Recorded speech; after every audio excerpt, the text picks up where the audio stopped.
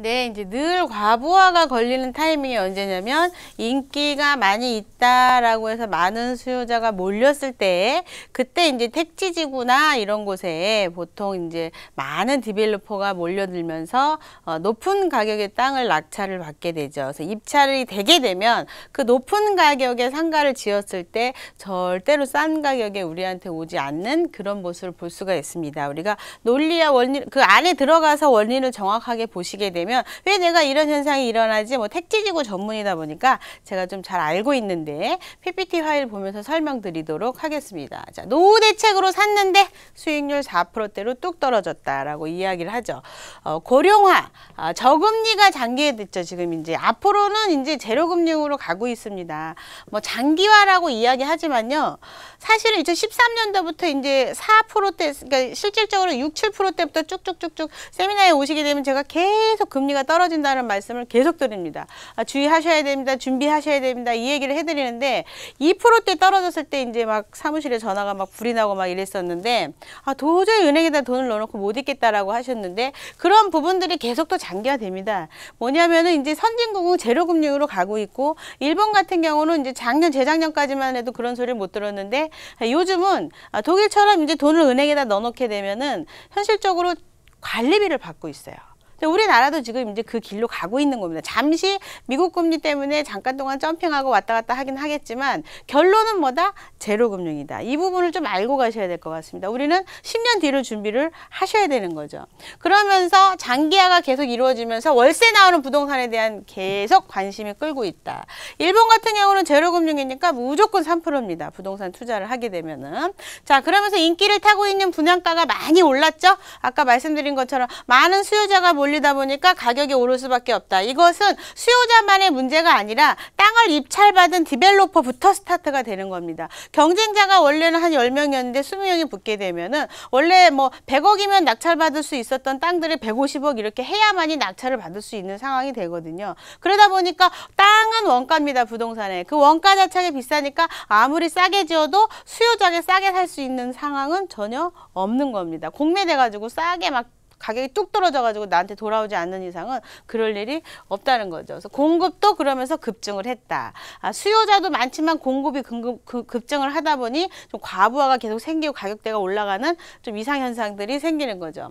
최근에 상가나 오피스텔 시장에 적신호가 켜졌다고 하는 거죠. 이제 지난 1년 사이에 분양형 상가 연간 수익률이 5.2%에서 4.4%. 이것은 또 여러분이 내가 상가를 투자했더니 5.2에서 4.4로 떨어졌구나 이렇게 생각하시면 안 돼요. 무슨 얘기냐면 예를 들어서 우리가 20년 전에 상가를 투자하시게 되면요 수익률이 20%였어요. 1억을 투자하면 1년에 2천만 원을 줬습니다. 상가에서. 그리고 10년 전에 10% 정도 했습니다. 10년 전에. 그리고 근래 들어서 2, 3년 전에 6에서 7%, 뭐 지렛대 효과 50% 이용한 후에 얘기해 드리는 거죠. 현재 5에서 6%입니다. 지렛대 효과 50% 이용을 하면서 뭐죠? 20%, 10%, 6%, 5% 떨어지고 있죠. 그러면 현실적으로 5년 지나면 어떻게 될까요? 4%대도 갈 가능성이 상당히 높은 거죠. 그렇게 되고 있죠. 점점점 떨어집니다. 왜 그럴까요?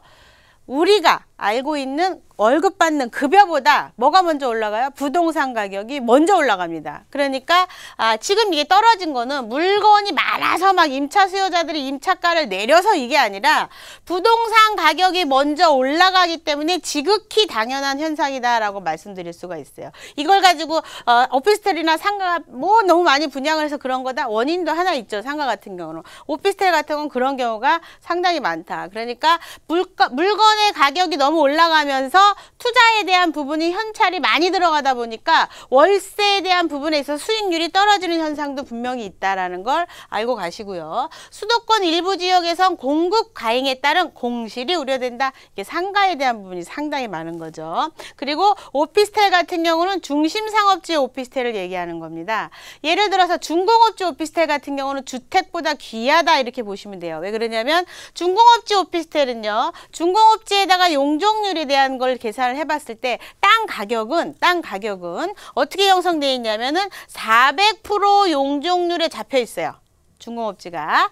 우리가 땅을 사면 400%를 지을 수가 있는 거예요. 그런데 주택을 짓거나 오피스텔을 지으면 250%밖에 못 찾아 먹어요. 어떤 디벨로퍼든지 간에 400%짜리 사업을 하려고 그러지 250%짜리 안 하려고 그러죠. 그러다 보니까 오피스텔을 많이 짓지 않습니다. 그러다 보니 중공업지에는 주택이 귀한 거죠. 어떤 거죠? 주택보다 귀한 게 오피스텔이다라고 말씀드릴 수가 있습니다. 그러니 이것은 여기에서 나오는 오피스텔은 중심상업지의 오피스텔, 강남역 초욕세권, 땅값이 상당히 비싼 거, 그리고 또 어떤 거죠? 택지지구의 오피스텔. 경쟁자가 많아서 어쩔 수 없이 땅을 높은 가격에 입찰받은 디벨로퍼가 입찰해서 그걸 지어갖고 주는 오피스텔, 이런 것들을 얘기하는 겁니다. 구분을 분명히 하셔야 돼요. 그러면서 지금 이제 어렵게 세입자를 구해서 월세를 받아도 대출이 막혀있는 상태라 상가푸어, 상가에 대한 이야기죠. 상가푸어까지 등장했다. 한 부동산 전문가가 얘기합니다. 분양가가 비싸지니 임대료를 올려받으려고 하고, 그리고 세입자가 외면하니 공실이 생겨 수익률을 까먹는 악순환이 이른다. 이거 계속 제가 세미나 때 오늘 말씀드리는 거예요. 가격이요. 우리가 13평짜리라든가 14평짜리라든가 우리가 분양을 받게 되면은 현실적으로 보통 요즘 1층 상가를 13평 정도 하게 되고요. 그리고 분양 면적으로 따지자 그러면 26평이어가지고 전용률 한 50% 정도가 되게 되는데 전면이 한 3.5m 정도 되죠. 약간 길게 빼는 거죠. 그렇게 하는 그런 상가들이 상당히 많은데, 우리가 치킨집을 임차를 줬다고 생각을 하게 되면은 그 13평짜리 가게에서 하루 종일 튀길 수 있는 치킨은 정해져 있습니다. 그럼 무슨 소리냐면 그 임차인은 월세를 낼 수 있는 기준이 정해져 있다는 소리예요. 250만 원 이상 정도 내게 되면 자기도 일한 인건비를 가져가야죠. 그런데 그 이상을 주게 되면 다 벌어갖고 주인 주는 거예요. 뭐 젠틀리피케이션이 될 만한 것도 아니고 택지지구가 그 정도 화려하지도 않은데 뭐 광고 효과를 누리는 것도 아닌데도 불구하고 고생은 고생대로 하고 벌어들인 건 누구 준다? 주인을 다 준다. 왜? 주인은 비싼 가격에 샀으니까. 멋모르고 들어가서 1, 2년 있다 망가지고 자빠지고 나오고 하는 겁니다. 이게 안 맞는 거예요, 처음부터. 인기가 많다 그래서 땅을 너무 높은 가격에 입찰받아서 그걸 분양을 하다 보니 지금 시장이 2009년도에 과부하 시장이 왔던 시장이랑 비슷하게 지금 올라가고 있어요. 상가가 파주와 김포 한강 신도시로부터 다시 살아나기 시작했거든요, 택지지구가. 적당한 가격에서 살아나기 시작을 했는데 다시 이제 퇴직자들 720만이 쏟아지면서 과부하 현상이 지금 일어나는 조짐이 보이고 있는데 그 주의하셔라고 계속 말씀을 드렸었는데 지금 현실적으로 일어나고 있는 겁니다. 자, 그러면서 인기 타고 있는 상가 분양가 2013년도에 2,900만 원이었던 게 4,700만 원, 2017년도에 서울 시내 상가 분양가입니다. 너무한 거죠. 더블이에요, 더블. 아까 말씀드렸죠? 임차인은 낼 수 있는 월세가 정해져 있다. 근데 상가 가격이 이렇게 올라가는 거예요. 왜냐하면 브리핑만 듣고 임차가 잘 나올 수 있다고 믿고 이 상가를 사게 되는 건데 그건 아닌 거죠. 주의하셔야 됩니다. 서울 시내 상가 3.3제곱미터당 지금 현재 4,700만 원, 4년 만에 40% 넘은 거예요.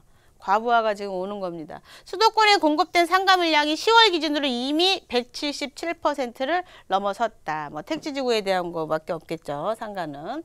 자, 지난 14일 날 광교 신도시 실질적으로 예를 한번 들어보면 광교의 중앙역 인근의 상가 밀집 지역입니다. 이제 신문에 대한 내용을 제가 발췌한 거예요. 상가 내 식당 붐비는 곳의 좌석이 60~70%밖에는 자리가 꽉 차 있지 않더라. 지난해 완공된 상가는 대로변에 노출된 1층 상가 24칸 중 18칸이 공실이더라. 공인중개사한테 상가를 알아보자고 했더니 전용 면적 40제곱미터짜리가 지금 6억 5천만 원이라고 한다. 이게 무슨 소리입니까? 예전에 분양받은 사람들 지금 7억 8억에 분양을 받았는데 중개업자가 정상가에 분양받은 분들이 알면 난리 나니까 비밀로 해달라고까지 지금 얘기를 하고 있답니다. 3년째 식당 운영 중인 세입자는 30%를 깎아달라고 하고요. 임차가를. 만약에 깎아주지 않으면 본인도 이제 어쩌면 나자빠질지 모르니 나갈 생각이다. 왜냐하면 식당이 나가기가 어려운 게요. 들어가면 인테리어를 최소한 5천에서 1억 원 하고 들어가는데 그걸 다 포기하고 나온다는 얘기입니다. 지금. 그 정도로 어렵다는 얘기예요. 주변의 임대 시세를 감안하면 연수익률이 3%에 그쳐 있다. 은행에 그냥 넣어두는 게 훨씬 나은 그런 입장인 거죠. 자, 하락한 상가 오피스텔 수익률하고 오피스텔 월세 연간 수익률. 지금 계속 가격이 떨어지는 걸 보죠. 이것은 이런 현상도 있겠지만 제가 뭐라 그랬어요? 가격이 올라가는 것 때문에. 그래서 매매 가격이. 그러면서 핵심 상권도 고가 분양하고 공급 과잉으로 수익률이 저조하다라고 이제 이야기를 하고 있고요. 분양가가 20억 원인 강남 빌딩도 월세가 400만 원에 머무고 있다. 좀 안타까운 현실입니다. 여러분 이제 은퇴자가 이제 실질적으로 일어난 일인데요. 4억 원을 지금 퇴직금을 가지고 상가를 분양 받으신 거예요. 대출 4억 원을 끼고서 8억 5천만 원의 분양을 받았고 실질적으로 6% 정도 수익률을 기대하고 있었죠. 사실은. 근데 이제 실질적으로 매달 300만 원에 대한 월세를 받을 거라고 생각했는데 15년에 완공이 됐지만 세입자를 못 구했고 2년 동안 비어 있었고 은행 이자만 120만 원씩 나간 거예요. 근래 임차가 들어왔는데 손톱 할 2천에 140만 원짜리가 들어와서 지금 매달 10여만 원만 남는 겁니다. 지금 엄청나게 스트레스를 받고 있겠죠. 수익 상가 오피스텔도 악화됐지만 아까 말씀드렸지만 이것은 종류에 따라 다르고 실질적으로 중공업주 오피스텔은 상당히 좋은 오피스텔이니까 구분을 분명히 하셔라 이렇게 말씀을 드리도록 하겠습니다. 지금 이제 국세청 조사 결과 임대사업자가 60% 이상을 지금 차지하고 있어요. 투자하시는 분들이. 그리고 중산층 실버 지금 파산까지 이루고 있습니다. 너무 안타까운 거예요. 우리 상가 투자 조심하셔야 되고요. 부동산 시장 과열이면은 지금 퇴직 연령 고령화되고 낮은 금리 지금 여러 가지가 막 지금 다 되어져 있는데 상가 투자 상당히 위험하거든요. 우리 신중하게 하셔야 될 것 같습니다. 네.